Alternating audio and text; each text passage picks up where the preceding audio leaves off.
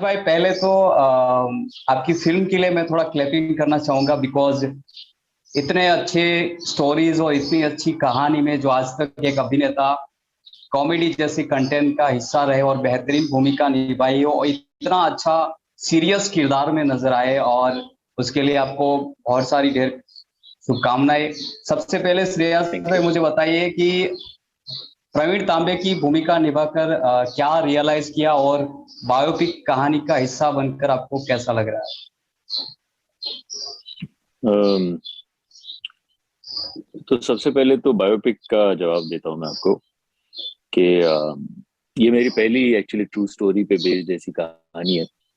Biopic जो प्रवीण तांबे जी के लाइफ पे बेस्ड है। पहले भी एक क्रिकेट की फिल्म मैं कर चुका हूँ, लेकिन ये करते वक्त थोड़ी रिस्पॉन्सिबिलिटी ज्यादा थी।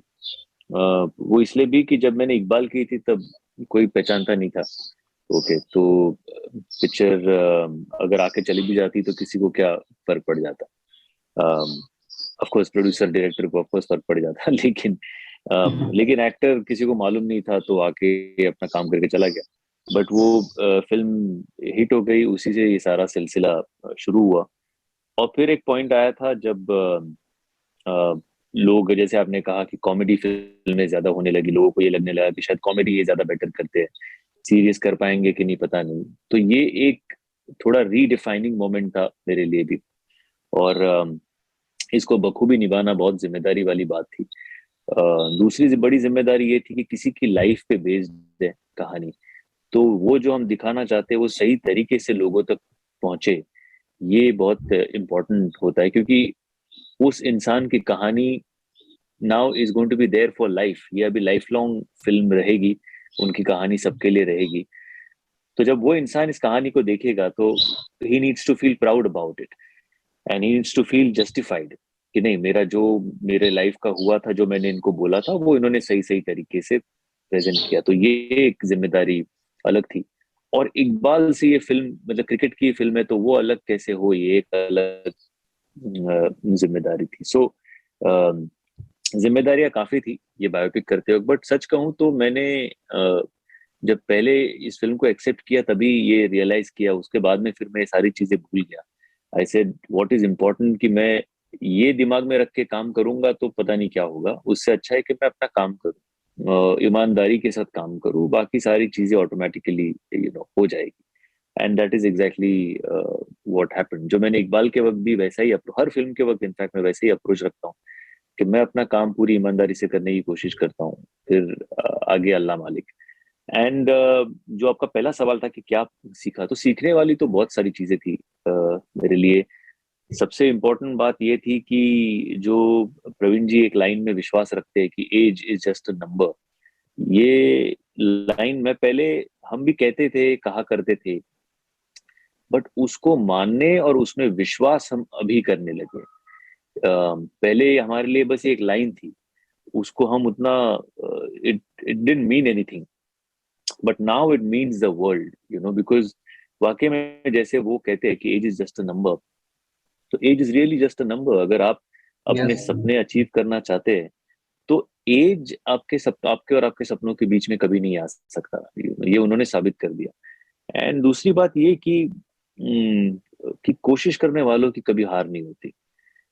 अभी आपको यस। कितनी बार कितनी देर तक कोशिश करते रहना है, ये आप तय नहीं कर सकते। आप आप ये नहीं कह सकते कि मैं 4 बार कोशिश कर चुका हूं, अभी भी सक्सेस नहीं मिला। तो प्रवीण जी ने तो दिखाया कि वो 1000 बार उन्होंने कोशिश की, 1000 बार उनको फेलियर का सामना करना पड़ा, और फिर 1001 बार जब उन्होंने वापस कोशिश की तब उन्हें सक्सेस मिला। सो आई थिंक ये बहुत बड़ी सीखने वाली बात है। श्रेयस भाई आप बायोपिक किरदार में एक बतौर अभिनेता के तौर पर बायोपिक किरदार में ढलने के लिए बतौर अभिनेता किन चीजों का ध्यान सबसे ज्यादा रखना पड़ता है ताकि वो किरदार में एक अच्छी तरह से ऊपर उसमें ढल मेरे ख्याल से जो जब कहानी हम लिखते हैं, ऑफ कोर्स वो कहानी हम जिनके ऊपर बेस्ड है उनको भी सुनाते हैं, it is important that we stay true to the story and true to the character, कि जो वो किरदार निभा रहे हैं और जो कहानी हम बताना चाह रहे हैं, हम उसके साथ ईमानदारी से रहे। ये मुझे लगता है कि सबसे अहम चीज है। जब आप बायोपिक बता रहे हैं, क्योंकि उसमें आप ऐसे जैसे चाहे वैसे लिबर्टी नहीं ले सकते। अब जैसे बिकॉज मैं कॉमेडी अच्छी करता हूँ, तो मैं प्रवीण तांबे के हर सीन में कोई कॉमेडी उसमें इंट्रोड्यूस करूं या लाऊं, हम्म। या गोलमाल में जैसे थोड़ी कॉमेडी होती है, हाउसफुल में जैसे कॉमेडी होती है, कि जस्ट बिकॉज लोगों को वो अच्छी लगती है तो मैं इस किरदार में भी वो लाऊं, ये गलत हो जाता है। तो इट इज हम्म। इम्पोर्टेंट कि आप ट्रू रहे उस कैरेक्टर से और उस कहानी से। यही मेरे ख्याल से सबसे इम्पोर्टेंट चीज है जब आप बायोपिक करते हैं। श्रेयस भाई, आप इसके अलावा आगामी कौन से प्रोजेक्ट में नजर आएंगे, और कैसे किरदार अब तक जो आपने किया उनसे कितना अलग होगा किरदार? अभी आगे सर मैं एक फिल्म डायरेक्ट कर रहा हूँ खुद, वो भी अभी ऑलमोस्ट कंप्लीशन पे है। एक और फिल्म मैंने हिंदी की है, वो एंथोलॉजी है, कुछ 4-5 कहानियों की एक वो फिल्म है। वो है। तो और उसके अलावा 2 मराठी फिल्में हैं। तो मेरे ख्याल से इस साल में सेकेंड हाफ में ये सारी एक एक करके फिल्में रिलीज होगी, कुछ थिएटर में, कुछ ओटीटी प्लेटफॉर्म्स पे। तो I am looking forward to that.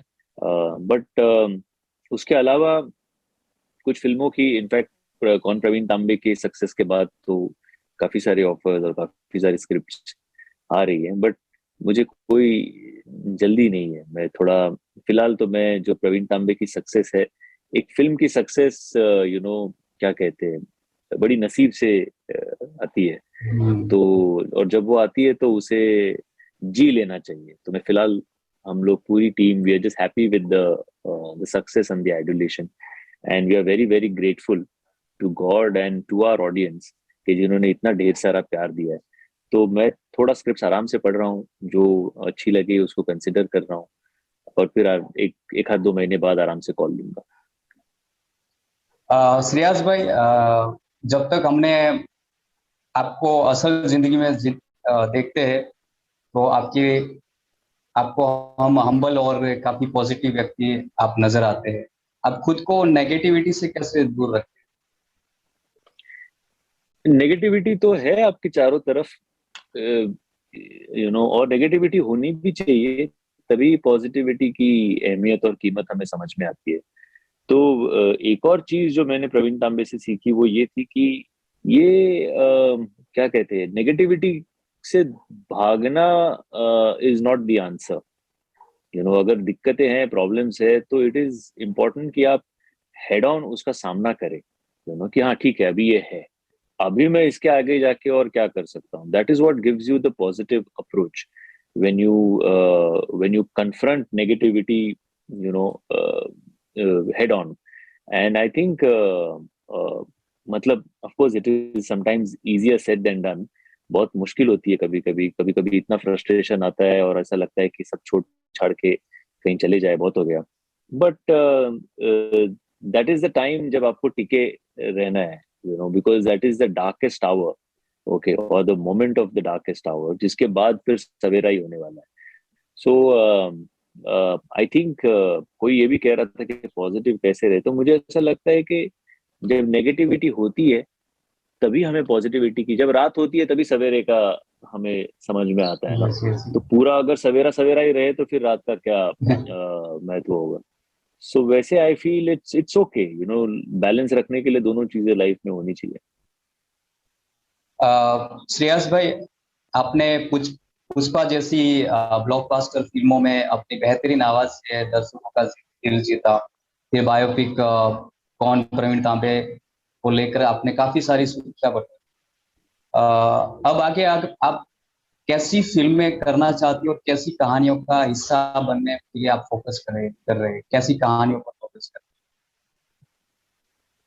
कहानी बेसिकली जो दिल को छू जाए, जो आप मतलब अभी प्रवीण तांबे, कौन प्रवीण तांबे सक्सेसफुल हो गई है फिल्म, तो इसका मतलब ये नहीं कि सारी फिल्में चलेंगी। मतलब मैं चाहूंगा कि मेरी सारी फिल्में चले, लेकिन ऑफ कोर्स कुछ फिल्में ऐसी होती है जो आपको उस वक्त सुनते वक्त अच्छी लगती है, लेकिन शायद वो उतनी अच्छी बन नहीं पाती, या वो सुनते वक्त आपको ठीक ठाक लगती है लेकिन कुछ और ही मैजिकल कुछ उसमें से बन जाता है। तो कभी कुछ लोगों को पसंद आता है, कभी नहीं आता, सो ये चलता ही रहेगा। मुझे लगता है कि जो उस वक्त एज एन एक्टर आपको ठीक लगे, आपके दिल को सही लगे, आपको वो करना चाहिए।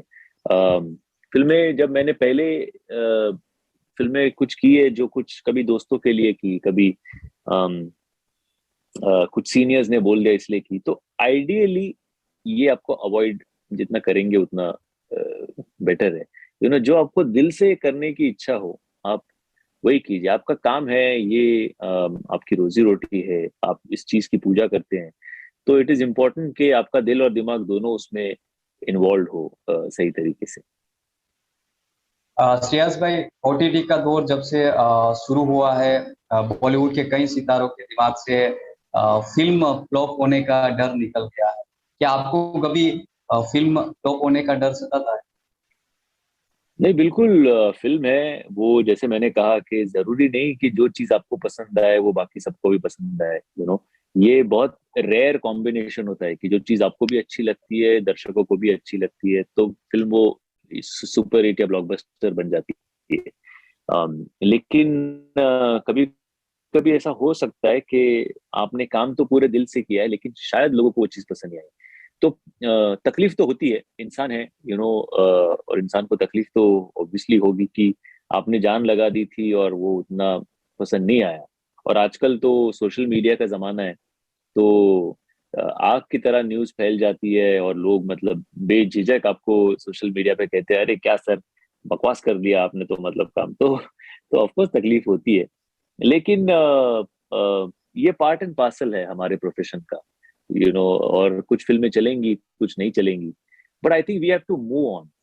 The best thing to do is कि पिक्चर चले या ना चले, you move on to the next one, कि अभी आगे क्या। उसी में अगर आप या तो सक्सेस में ही सिर्फ अगर आप बैठे रहे या फेलियर में बैठे रहे, तो आप कहीं नहीं जाएंगे, आप आगे बढ़ेंगे कैसे। तो इट्स इम्पोर्टेंट कि आप, वो ठीक है, सक्सेस मिला, हाथ जोड़े, सबका थैंक यू बोला, and you move on to the next one. Similarly अगर फ्लॉप होती है फिल्म, तो बस आप हाथ जोड़े, माफी मांगी, यार अगली बार ऐसे कोशिश करेंगे कि आपको एंटरटेनिंग और picture they, and you move on. Shreyas भाई, आपने बेहतरीन फिल्में की है अपनी करियर को शुरुआत से लेकर। आपने अपना सपना मनी जैसी एक बेहतरीन कहानी का हिस्सा रहे, उसके बाद आप गोलमाल फ्रेंचाइजी का हिस्सा रहे। करियर की शुरुआत से लेकर अब तक आपने कैसे बदलाव खुद में देखे? नहीं, बहुत सारे। जैसे सबसे बड़ा बदलाव तो ये था कि मेरे करियर की शुरुआत हुई एक इकबाल जैसी सीरियस फिल्म से। और उसके बाद उस वक्त मतलब 2005 2006 का दौर था मल्टी स्टारर कॉमेडीज का। और उस वक्त मुझे बतौर कॉमेडी में ये एक सीरियस एक्टर कैसे काम करेगा, ये लोगों का एक बहुत बड़ा, इंडस्ट्री में बहुत बड़ा प्रश्न था।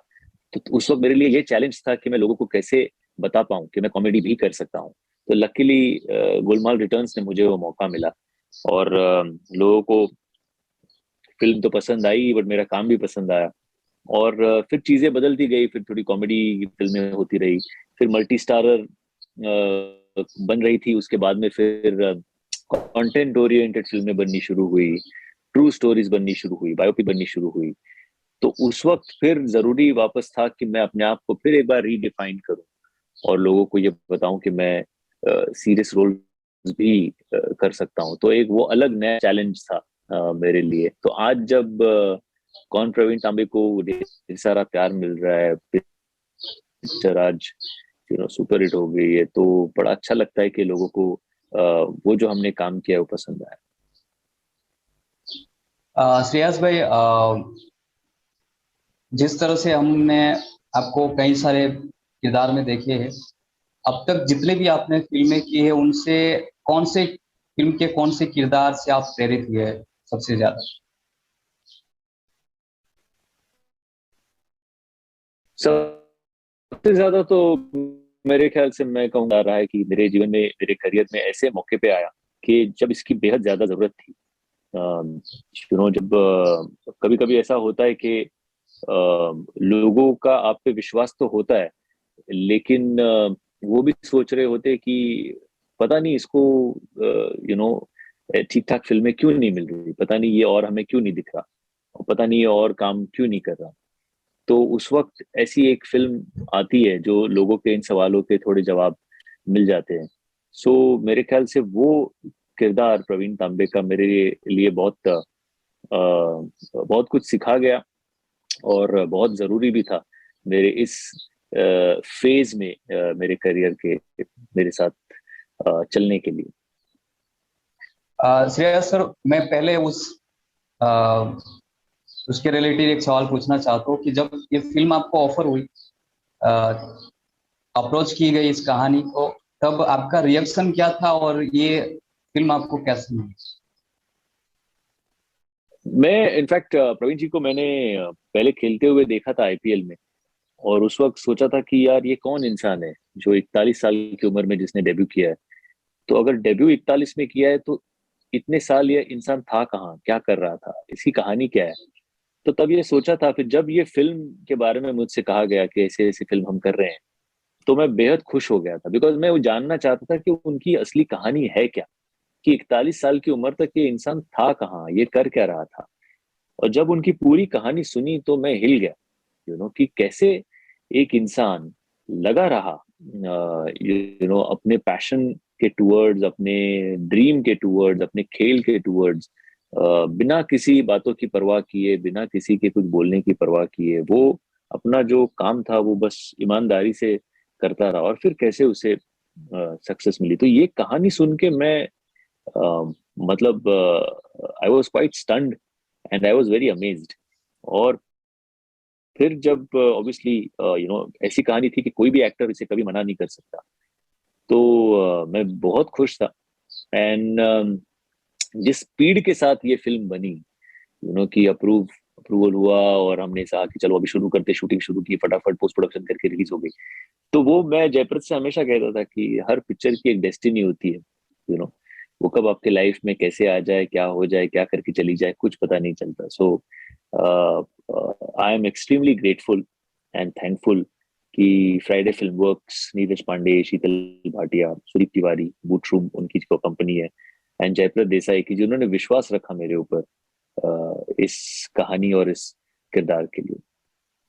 तो श्रेयस भाई, क्या हम ये मान सकते हैं कि ये आपकी 2022 की सबसे बेस्ट फिल्मों में से एक?